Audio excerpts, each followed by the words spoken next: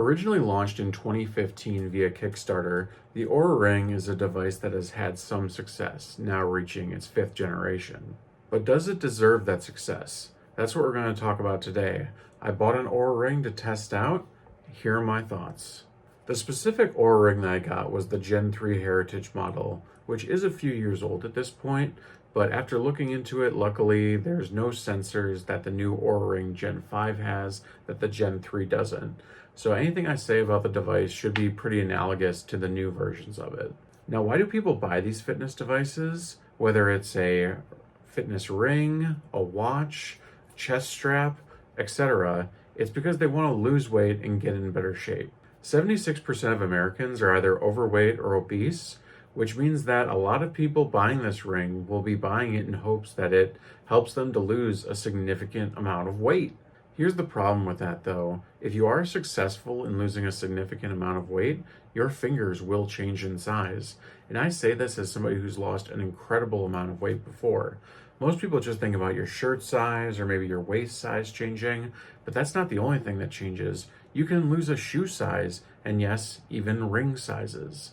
So if, like a lot of people, your goal in getting a fitness device is to lose a lot of weight, if you're successful in losing a large amount of weight, the ring won't fit correctly and it'll more easily slip off your finger, or you might have to transfer to a different finger, like me going to my middle finger for a better fit.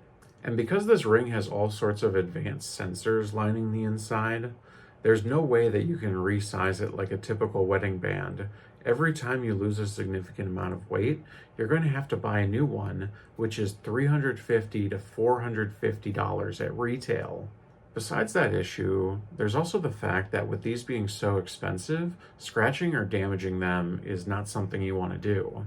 But if you incorporate weightlifting into your workout routine, that's going to mean that you're accidentally damaging this ring quite a bit. Because oftentimes, whether they're dumbbells or barbells, they're going to have these grippy metals that you have to hang on to use them. And that means it's going to be scratching the inside of the ring. And at least in my case, this uses painted on color, which is extremely noticeable when you do scratch it. And if you're weightlifting, it's easy to do as well. The third problem with the ring is that it's supposed to be worn in a certain way, with the more bulbous sensors facing the inside of your palm.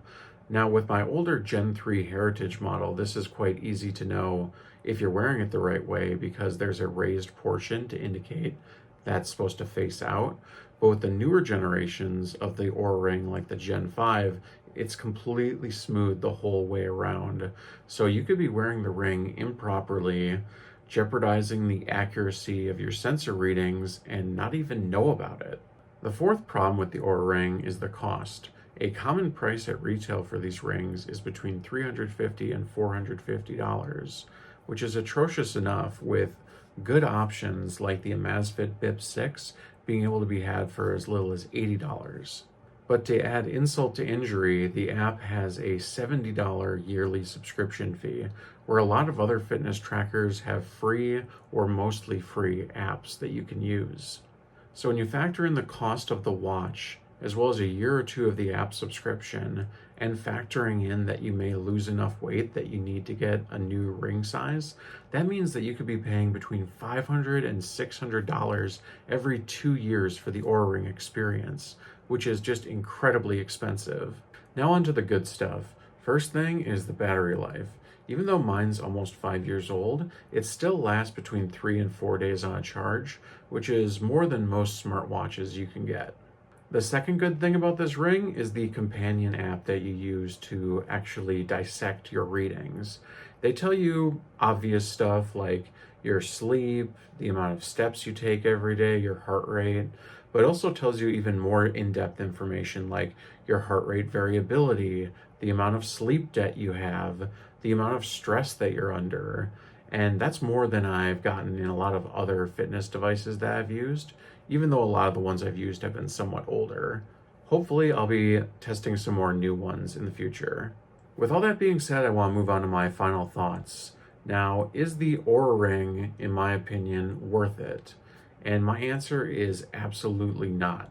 While it may offer some positives like good battery life and some really in-depth health tracking data, Problems with the cost, inability to resize the ring if you lose weight, expected damage from weightlifting equipment, as well as other problems, means I simply can't justify the device. I do not recommend buying an Oura Ring, no matter who the user is. And if you did enjoy this video, please don't forget to give a thumbs up and subscribe to my channel. Here on my channel, we cover diet drinks, we do tech reviews, and we cover retro video games.